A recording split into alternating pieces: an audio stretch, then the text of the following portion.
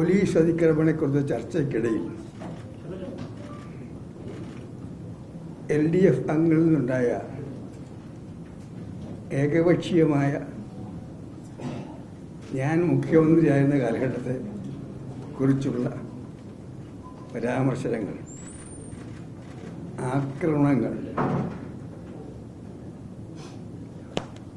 അത് കേട്ടപ്പോൾ എന്തെങ്കിലും പറയുന്നത് ശരിയാണെന്ന് എനിക്ക് തോന്നി. ഞാൻ കേരള രാഷ്ട്രീയത്തിൽ നിന്നും പിൻവാങ്ങിയിട്ട് 21 വർഷങ്ങൾ പൂർത്തിയായി. 2004 കേരളം വിട്ടതാണ് രാഷ്ട്രീയത്തിൽ നിന്ന്.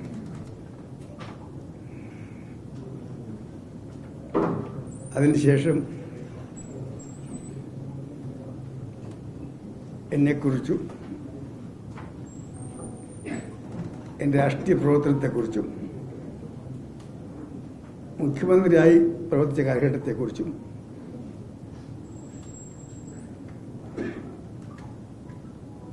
വർഷമായി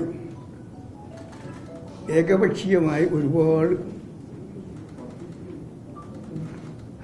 ആക്രമണം നടക്കാറുണ്ട്. ഞാൻ അതിനൊന്നും ഇതുവരെ മറുപടി പറഞ്ഞിട്ടില്ല. ആവശ്യം വന്നാൽ ജീവിച്ചിരുന്നാൽ അടുത്ത അസംബ്ലി കഴിഞ്ഞിട്ട് ഇലക്ഷൻ കഴിഞ്ഞ് മറുപടി പറയണമെന്ന് ആഗ്രഹിച്ചിരുന്നതാണ്. ഇപ്പോൾ അത്രയും വൈകണ്ട ചില കാര്യങ്ങൾക്ക് മറുപടി പറയാൻ തോന്നിയതാണ്.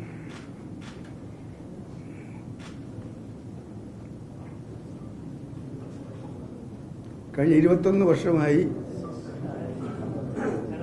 LDF എൻ്റെ ഭരണകാലത്തെക്കുറിച്ച് പ്രധാനമായി ഉന്നയിക്കുന്ന 2 കാര്യങ്ങൾ ഇന്നലെയും അവർ ശക്തമായി ആവർത്തിച്ചു.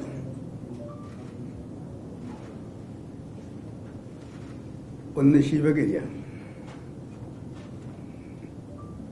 ഞാൻ വിദ്യാർത്ഥിയായിരുന്ന കാലഘട്ടം മുതൽ, കുട്ടിക്കാലം മുതൽ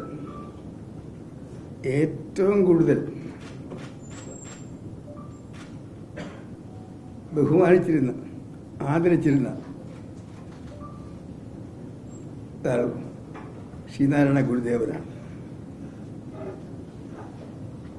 ചേർത്തല ഹൈസ്കൂളിൽ പഠിക്കുമ്പോൾ 2 പ്രാവശ്യം ചേർത്തല സ്കൂളിൽ ഗുരുദേവൻ്റെ മഹാസമാധി എല്ലാ വിദ്യാർത്ഥി സംഘടനകളും വിദ്യാർത്ഥികളും നാട്ടുകാരും ഒരുമിച്ച് ആചരിക്കുന്നതാണ്. 2 പ്രാവശ്യം ഞാൻ ഗുരുദേവ മഹാസമാധിയുടെ ആചരണ കമ്മിറ്റി സെക്രട്ടറി ആയിരുന്നു. ഞാൻ പഠിച്ചിരുന്ന ചേർത്തല സ്കൂളിൻ്റെ പേര് ചേർത്തല ഗവൺമെൻറ് ഹൈസ്കൂൾ എന്നായിരുന്നു. ഞാൻ പ്രതിപക്ഷ നേതായിരുന്ന കാലഘട്ടത്തിൽ ചേർത്തലയിലെ ഒരു സുഹൃത്ത് പഴയ രേഖകളെല്ലാം കാണിച്ച് ചേർത്തല സ്കൂളിൻ്റെ സ്ഥാപനത്തിന് ഗുരുദേവൻ നൽകിയ സംഭാവനകളെക്കുറിച്ച് എന്നെ ബോധ്യപ്പെടുത്തി. ആ കത്ത് സഹിതം ഞാൻ അന്ന് പ്രതിപക്ഷ നേതാവായ ഞാൻ അന്ന് വിദ്യാഭ്യാസ മന്ത്രിയായിരുന്ന PG ജോസഫിനൊരു കത്തയച്ചു. ഉടൻ തന്നെ PG ജോസഫ് എൻ്റെ അഭ്യർത്ഥന മാനിച്ച് ആ രേഖകൾ കൂടി പരിശോധിച്ചതിന് ശേഷം ചേർത്തല ഗവൺമെൻറ് ഹൈസ്കൂളിനെ ചേർത്തല ഗവൺമെൻറ് ശ്രീനാരായണ ഹൈസ്കൂൾ എന്നാക്കി പറ്റും.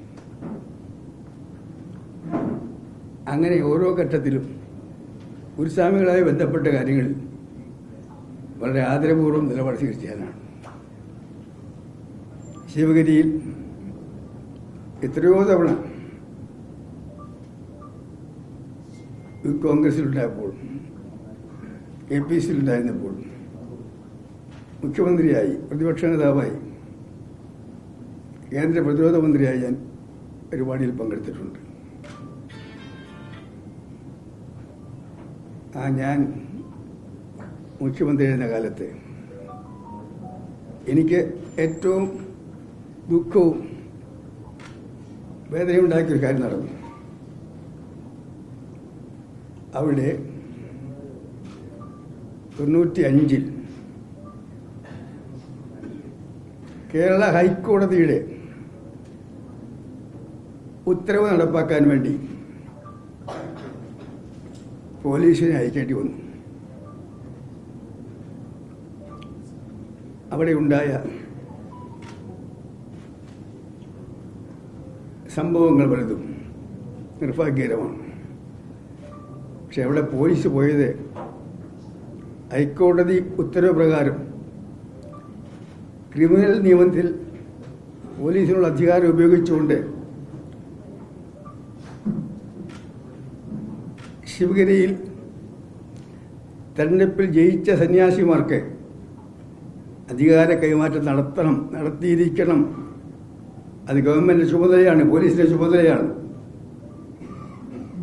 അതിനുവേണ്ടി എന്തൊക്കെ ചെയ്യണമല്ലോ ക്രിമിനൽ നിയമത്തിൽ പറഞ്ഞിരിക്കുന്ന എല്ലാ അധികാരങ്ങളും പോലീസ് ഉപയോഗിക്കണം എന്ന് പറഞ്ഞതിൻ്റെ അടിസ്ഥാനത്തിലാണ് പോലീസ് പോയത്. അതും ഹൈക്കോടതി ഉത്തരവ് വന്ന ഉടനെയല്ല.